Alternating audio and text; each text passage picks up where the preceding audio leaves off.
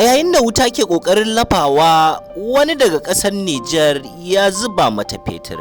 Ku biyo mu a cikin wannan bidiyon don jin waye wannan matashi da kuma yadda aka yi ya zuba mata fetur.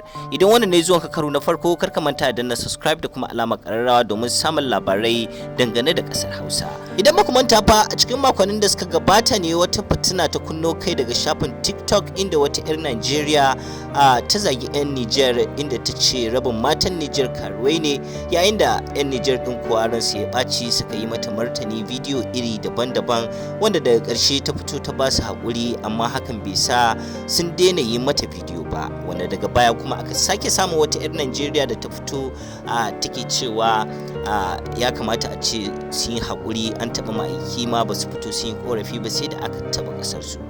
To daga baya kuma mun ƙara samun bidiyo da yake nuni da sasanci tsakanin su 'yan Najeriya da 'yan Niger dangane da kasancewar wannan fitina ba abu bane mai kyau, kuma don mun kasance mu musulmai aka yi sulhu. Kuma daga baya dai ba a daina yin wannan bidiyoyi ba, inda kasashen biyu kowanne suna fitowa suna zagin juna ko kuma yi wa juna hannunka mai sanda. To daga ƙarshe dai wani ɗan Niger ya fito ya yi wani bidiyo inda ya alakanta su ko kuma ya kira kansu da su karuwai ne maza da matansu, amma bara ku ji daga bakinsa.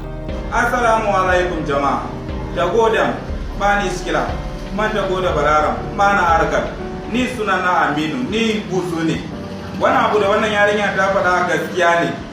Mu matan Niger suna yin karuwa da gaske, suna yin yawo kasa-kasa, suna yin muna sadaka muna karuwa.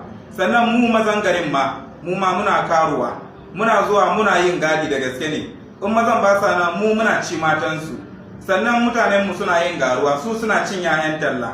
Abin da wannan yarinya ta faɗa gaskiya ne. Allah miki albarka yarinya. Najeriya mamanmu ne, ku yi haƙuri wanda sun zage ki, ku yi haƙuri. Najeriya uwarmu ne, ku yi haƙuri. Wannan shine furucin matashin mai suna Aminu wanda ya yi shiga irin ta buzaye riƙe da tutar Niger ya kuma ambaci waɗannan kalamai.